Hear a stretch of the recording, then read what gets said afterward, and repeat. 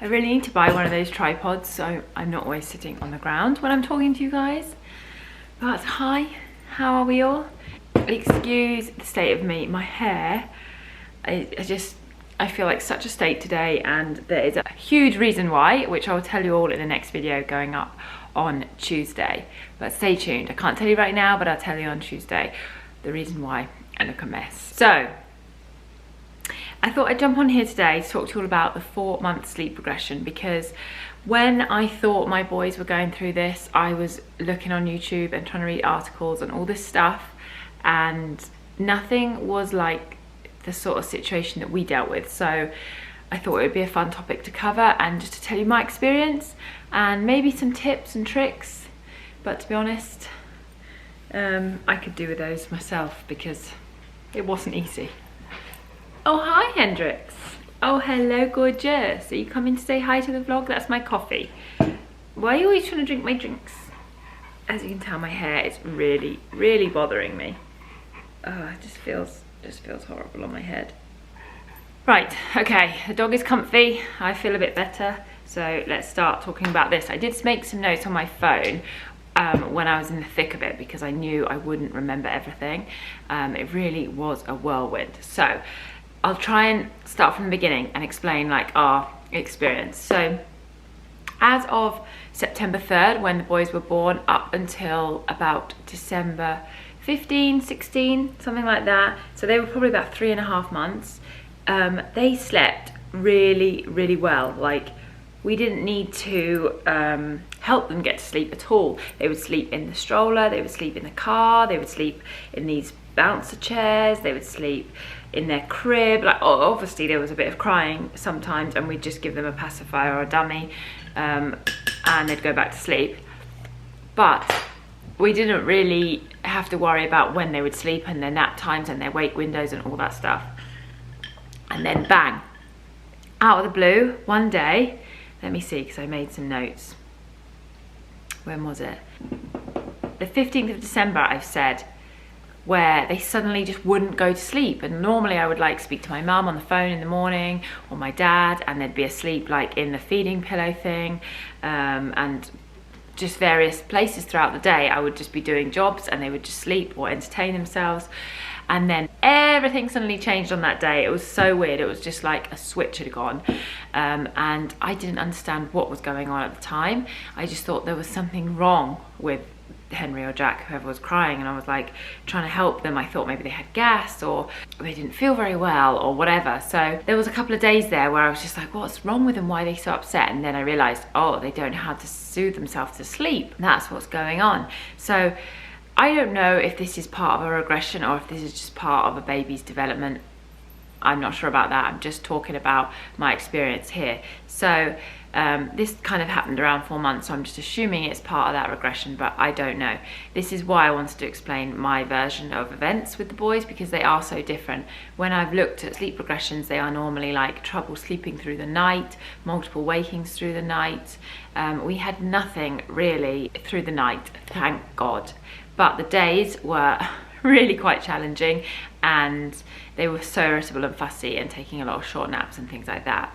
They still kind of do that, but anyway, we'll get to that when we get to that. So yeah, they just became suddenly very hard to put down for naps, and it became like, okay, we need to monitor this. We need to monitor how long they're awake and when they need to go to sleep. They hadn't started rolling at this point, so that wasn't an issue, and I think they were still sleeping in our room at night. Not that it made any actually it did make a difference. I'll come to that in a minute. But 2 or 3 weeks later, I did shift them into their own room in their cribs. So yeah, when this started, they were still in our room. Now this was a huge issue actually, and it did affect all of this because the boys were like moving a lot when they were sleeping. They weren't just like falling asleep in one position. So they were sharing a crib in our bedroom through the beginning there up until they were 3.5, 4 months. And even though they weren't rolling, they were like shifting side to side and kicking each other and wailing their arms around, and they were waking each other up and making each other irritable. So I noticed that, and I noticed this was becoming a problem, and I did shift them into their own room, and it helped a lot at them having their own crib at this stage. So they went into their own cribs about 4.5 months, and this helped with our sort of schedule and routine, on top of all this kind of regression or whatever was going on with them. So yeah, we were trying to make a bedtime routine at this point when they hit this regression. We were doing bath time, we were doing the lullabies and the massages and putting them down at 7, but they were never really sleeping at 7 for that beginning part of their little life.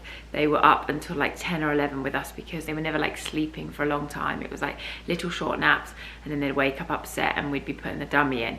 We kept trying to put them upstairs in their bed, but we wouldn't be able to have dinner, and we just felt like we were up, down all night long. So a lot of the time we did have them with us, whether that be downstairs or we went up to bed and watched something upstairs, or read or whatever in the evening.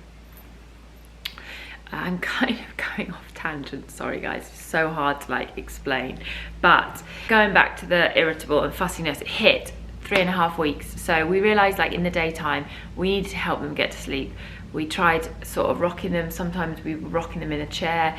To be honest, the first couple of weeks of this, I did whatever I could to get them to sleep because it was just agonizingly hard and so much crying. Like they were going like red in the face, tears, the lot. It was horrible to see, and you just want any way to get them to sleep that you can. So we did a couple of weeks of like whatever it took to get them to sleep, and then we were like, right, we need to get into a routine here and help them learn to fall asleep on their own. I guess it's sort of like a mix of a regression and sleep training, but anyway. So yeah, just to explain some of our struggles. So the 15th of December this happened in the daytime naps. They became shorter and they're struggling to go down. By Christmas Day night was a nightmare. Jack especially, I think a part of this was due to he was slightly constipated, but we put him upstairs 7 o'clock. He may have fell asleep for like 20 minutes. He woke up screaming, crying. He did not sleep again until about 11 p.m. and it was our Christmas evening, and we'd like saved all our gifts to open in the evening together. It was quite an anticlimax, to be honest, but the day was amazing. So at least we had the day with them, that was good. But from then on till the new year, it was so hard. And I will always remember that period as like, those first few months were so easy and we were not really having any challenges, and then bang, it all happened from Christmas to New Year.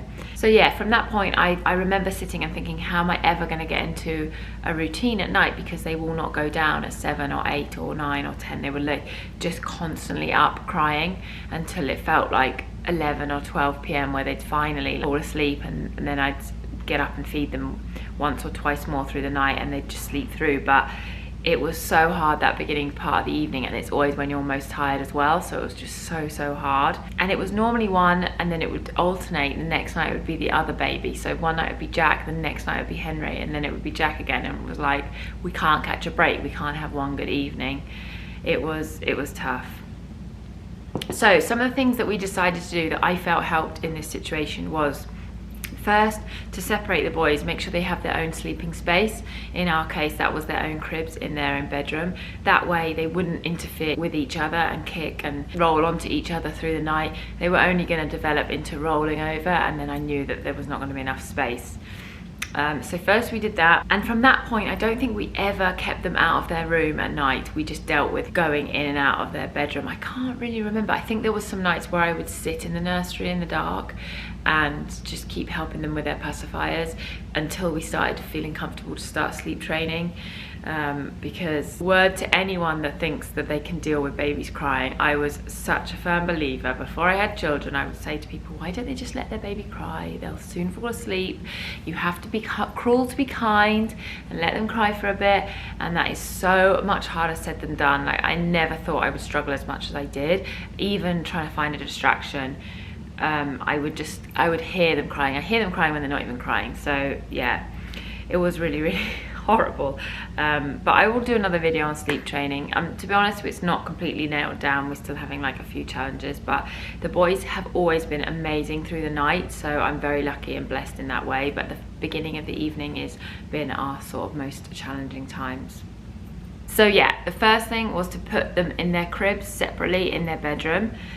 The second thing was the sleep sacks. They always went in their sleep sacks, and we never ever held them or helped them get to sleep from this point. It was like, we will do all the routine, we'll do the bath, we'll do the massage, we'll put the music on, and then when it's time for them to be put in their cribs, we'll put them down, and hopefully they will be relaxed when we put them down, and we'll leave. And 9 times out of 10, the minute we leave, they cry, but at least they've gone down without a fuss.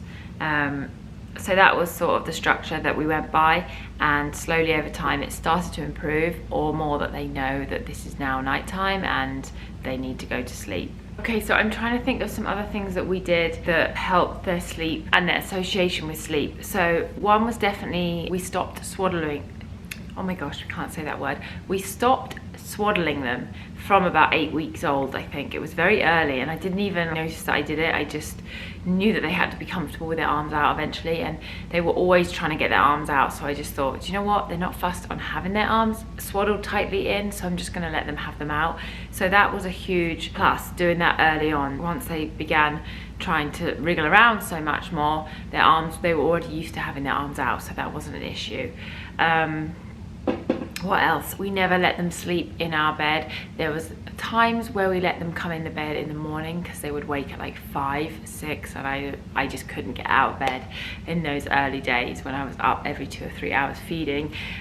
We'd use the sleepy head and we'd have them there as long as we felt like they were safe.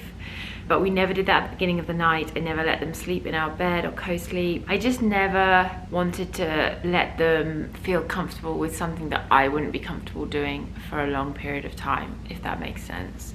But I definitely think moving them into their own room was a huge, huge benefit to us early on. I didn't want to do it. I thought I'd keep them with me for much longer. But it made the structured feeding so much easier, and it made me be able to leave them if they made a little bit of noise, rather than I found when they were in my room a slight noise and I'd be trying to put a pacifier in, whereas once they were in their room I was sort of leaving them unless it became a huge thing and I got up and helped them.